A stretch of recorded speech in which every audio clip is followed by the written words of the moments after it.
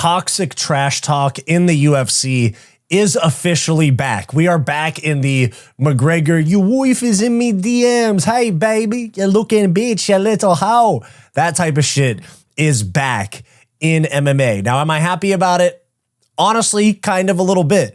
We have some seriously nasty trash talk that is back in MMA thanks to the UFC lightweight division, because Paddy Pimblett and Dan Hooker went back and forth on social media, and you'll never guess who was involved. It started with the MMA guru, but on top of that, Dan Hooker making fun of Paddy Pimblett's friend that committed suicide. Ilia Topuria won a legal battle, or the first of many legal battles, against his ex-wife. DC says that Arman Tsarukyan must have behind-the-scenes info. Arman got robbed because of a headbutt, and we also have Arman Tsarukyan trolling Ilia Topuria for his height. Justin Gaethje might also retire. So in this video, we are going to get into the chaos that is the UFC lightweight division in the last 24 hours or 48 hours about. So stick around to hear the full story. My name is Wyatt. Welcome to Fight Society.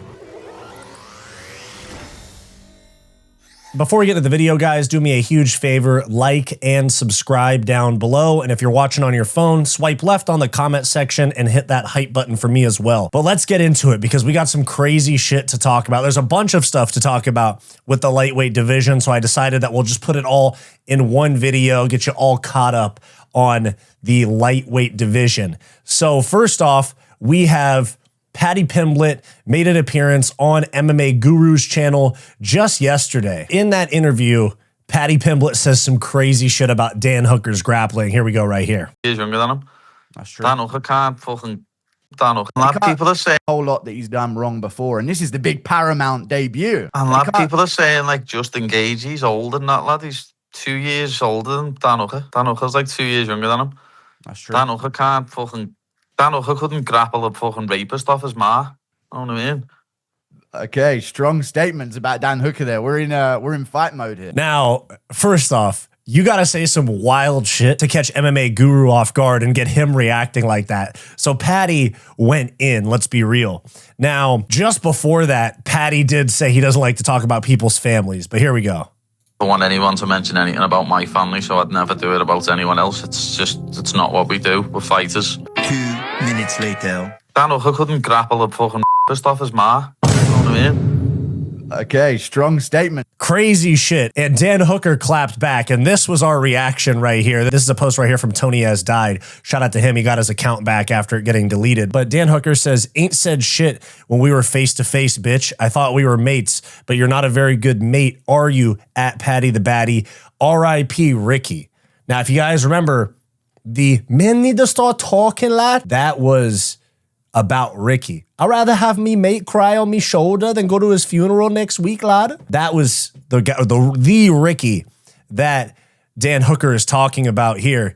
And he said, it's on site, you fat bitch. Paddy Pimblett responded and said, thought we couldn't be mates because I'm ranked above you. You took a hypothetical joke about how bad your grappling is and responded by talking about my mate who committed suicide.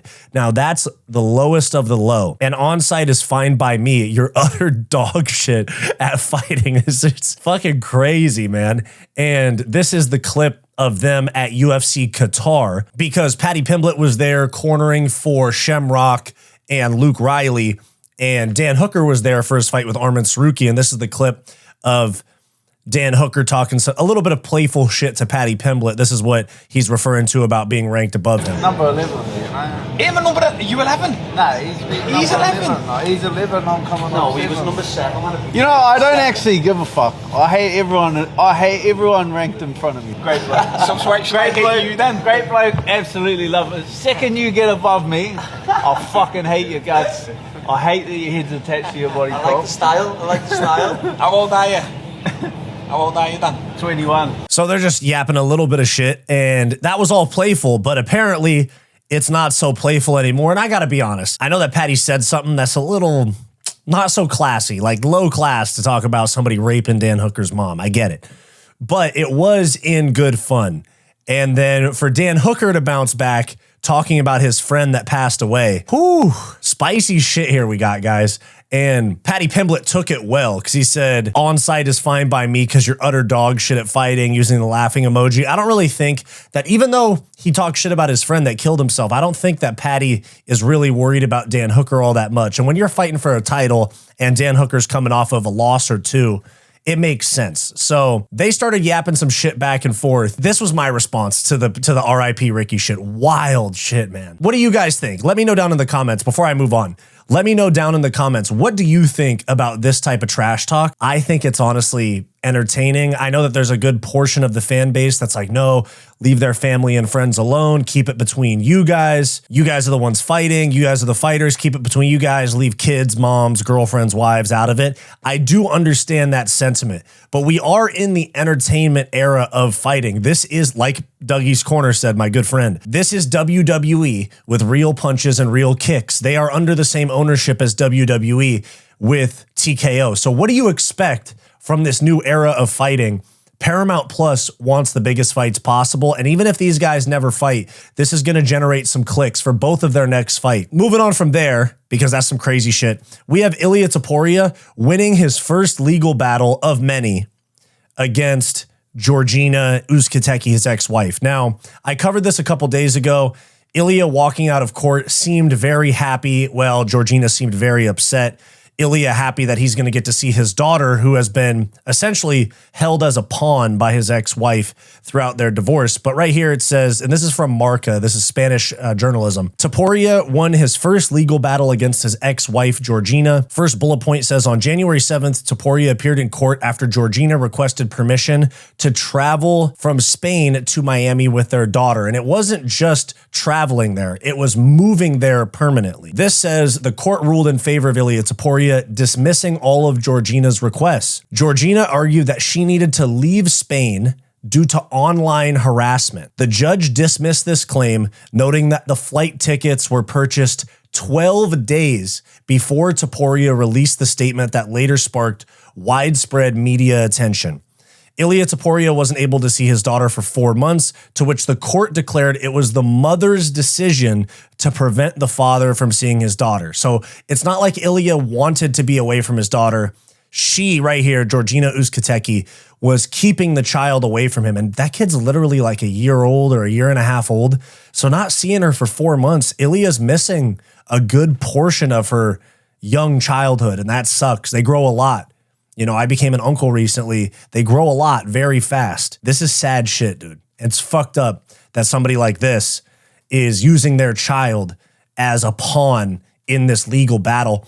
And there's a lot that goes into this, because when you consider that Ilia Topuria wanted to have an amicable divorce and sort things out in regards to their daughter, and she said, I want money, I want this, I want that, and if you don't give it to me, I'm going to accuse you of domestic violence. To which Ilia put out the statement, I've shown it multiple times on the channel at this point, but to where Ilia put out the statement saying that he's being extorted, saying that he's actually countersuing for extortion as well, misuse of funds, misuse of personal property.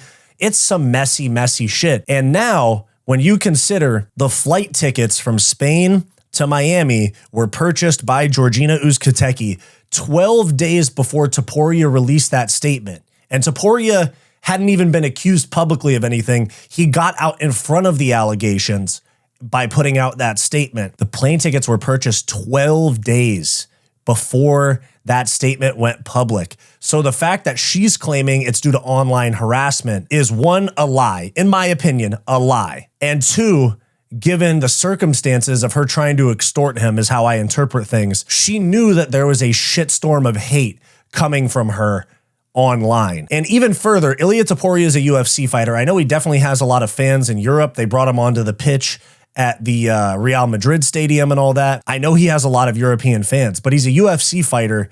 The UFC's biggest audience is North America, and specifically the United States. So why would she want to move from Spain, where her family is, to the US, Miami particularly, where there's a lot of UFC related activity, American Top Team, Kill Cliff FC, MMA Masters, a lot of big gyms that Ilia Topuria has spent time at least one or two of them. Why would she want to go to America, especially Miami, where that famous Nelk Boys clip of where they met saying, I guess you can meet your wife in Miami. Why would she go to the scene of the crime? You know what I'm saying? So it's dirty shit, man. I know that I got a little bit of heat in the comments talking about my own personal experience in relation to Ilia, because I have dealt with an ex like this, you know, tries to ruin you even though they were the one that did wrong. At the end of the day, I think Ilia probably cheated on her. They started to break up. She went nuts and started accusing him of stuff. But I was given quite a bit of shit in my comment section for projecting my personal experience with an ex-girlfriend onto Ilia's situation. But I still stand strong on this. I am siding with Ilia Topuria, not just because of what I've been through, but also because of the facts that are laid out. Okay? I tell you, I'm real on here, guys. I'm not going to sit here and say that my shit is totally unbiased. I put my bias out there for you, and then you can do with my opinion what you want. You can take it, you can leave it, you can trash it, you can agree with it. That is what it is. We all have our own opinions, and to act like you're not biased towards a situation is just dishonest. So with this Ilia Topuria situation, one, because I've been through something similar. I was never accused of domestic violence or anything like that, but I was done wrong. And then once I left, I had a load of shit talked about me, and it was things that I didn't do. I got accused of cheating, this, that, and the other.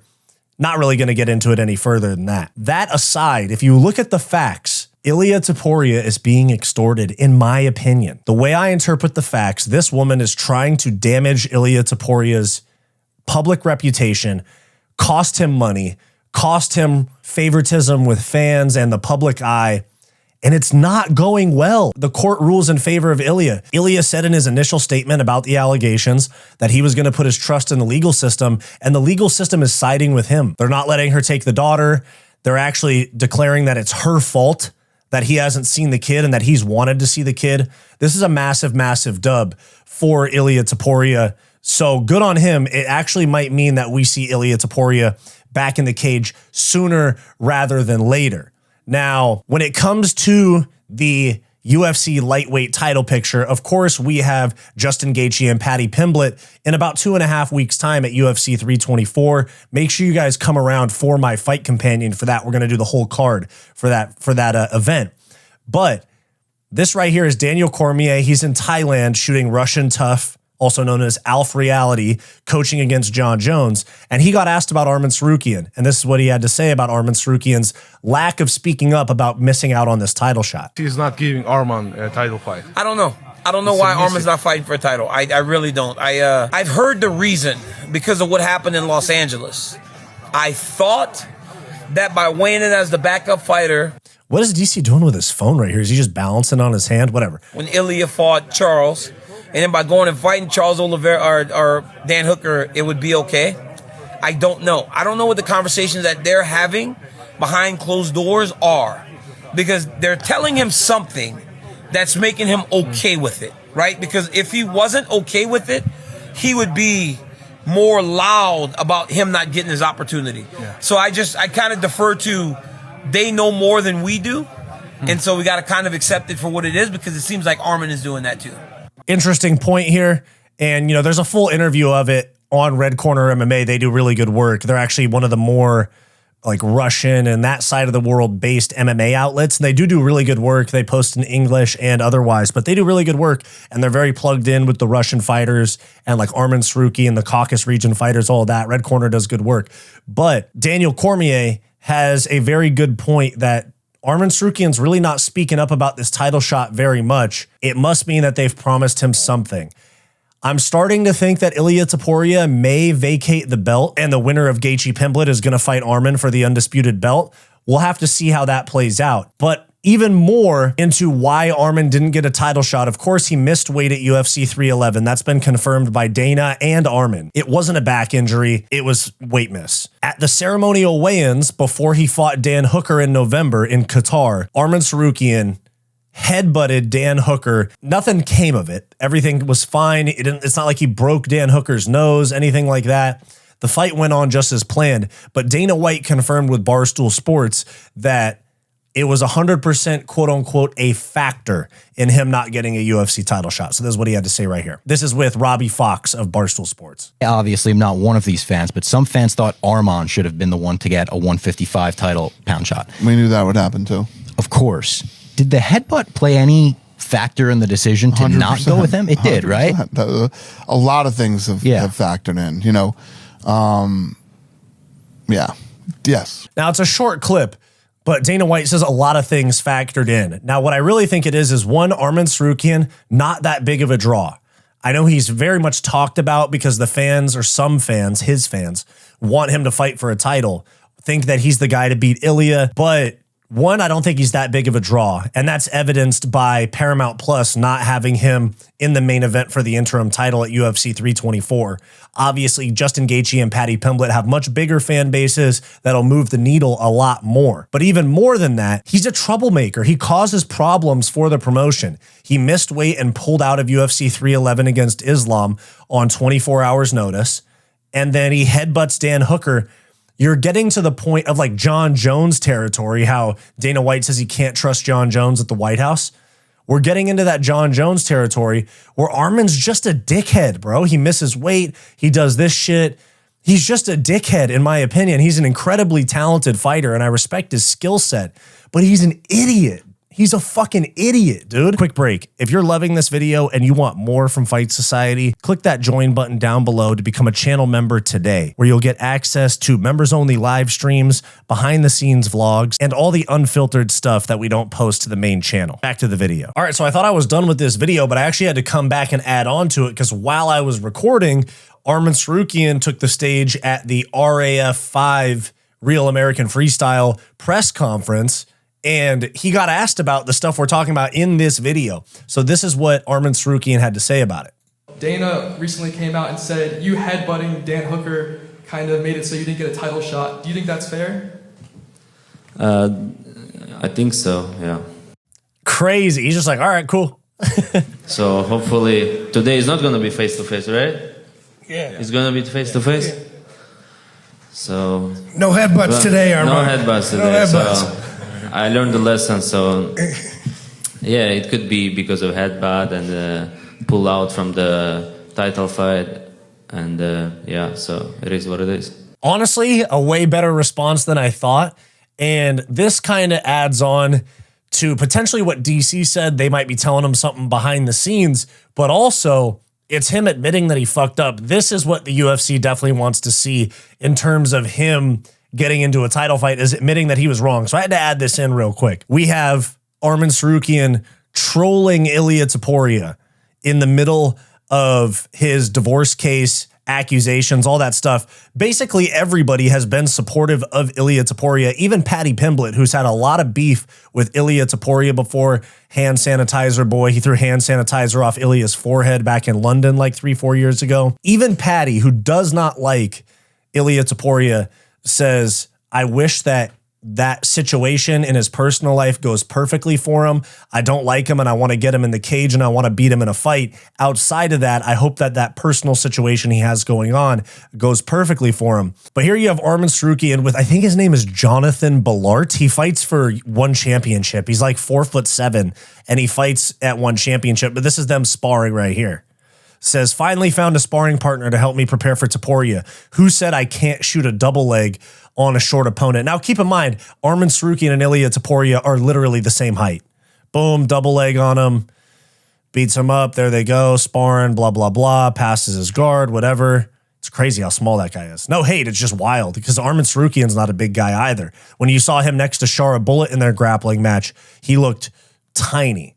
But here they go, grappling. Arman Tsarukyan's trying to take the back here. They are literally the same height, or at least they're listed at the same height. Before the UFC, Arman Tsarukyan was listed at 5'8", Ilia was listed at 5'6", I think, and now they're both listed at 5'7". So you don't really know the truth, but they are the same height. And to be honest, if Ilia comes away scot clean, this is some low-class shit from Arman Tsarukyan, you know, trolling this guy while he's in the middle of allegations that very well could not be true. But I'm not going to hate on Arman and then also give Paddy and Dan Hooker passes, because all of this is toxic, nasty trash talk. And I'm here for it, you know? I'm here for it. It's going to sell fights. It's going to create animosity. It's going to be WWE style promotion. And that's what Paramount wants. They want animosity, hype, big stars with big names having big beef. TBH, no Diddy, no Jones, big beef, big meat, you know? But we move on to Paddy Pimblett's opponent at UFC 324, and that is Justin Gaethje. His coach, Trevor Whitman, says, this is our last run. If we don't win this fight, we're not going on. We're not going to go out there and be a gatekeeper and look at money fights. And he is the underdog, so very well, he could be losing this fight to Paddy Pimblett. And I'm going to pick Paddy Pimblett in this fight. I'm pretty certain, because although it is a tough matchup, you do have Justin Gaethje's power with Paddy's bad striking defense. That's a bad matchup for Paddy. But you also have Paddy's elite grappling and submissions, jiu-jitsu, all of that, with Justin Gaethje's bad submission defense, takedown defense, all of that. I mean, he got taken down twice by Rafael Fiziev, who's a fucking Muay Thai fighter. So Gaethje is likely retiring in about 2.5 weeks. He's made nearly $1 million in bonuses in his career, gotten paid big money, fought for a world title multiple times, fought for an interim title multiple times, fought for the BMF belt. He's headlined pay-per-views. Gaethje has got the bread to walk away from the sport. He's not one of these guys that's got to stick around for money. And frankly, I understand it. Some people are there for money. Some people are there for legacy. If Justin Gaethje doesn't need the money and doesn't want to be a gatekeeper, fine, dude, walk away. I remember for honestly 2 years now, he's been saying that if he's not fighting for the belt, he's going to retire. And he still kept on fighting. We'll see what actually happens, because he might stick around. And if it's a close fight with Paddy Pimblett, or maybe he drops Paddy Pimblett early and then loses later in the fight, he might sit there and be like, I was this close to becoming champion again, or interim champion again. I got to stick around and try to get that one back. We could see that as well. But there's a ton of shit going on in the lightweight division. We also potentially have the re-entering of Conor McGregor into the lightweight division at some point this year. Not super certain it's going to be at 155, but we could see him at 155. Now, that's everything that we got at lightweight. Paddy Pimblett, Dan Hooker blowing up on each other. MMA gurus involved with it as well. It wouldn't be MMA beef and controversy without MMA guru being involved in some sort of way. Dan Hooker yapping some shit. Ilia with another legal update. Arman Tsarukyan's non-participation in the title fight commented on by DC. The headbutt, Dana White explaining why he wasn't a part of it, and Arman Tsarukyan trolling Ilia. Justin Gaethje might retire, guys. So a lot of news in the lightweight division. Let me know your thoughts down below. Let me know who you think wins between Paddy and Justin Gaethje later this month. Like, subscribe. I'll see you next time. Do you want more from Fight Society? Like and subscribe below this video, and click the join button to become a channel member today to get access to behind the scenes vlogs and members only live streams.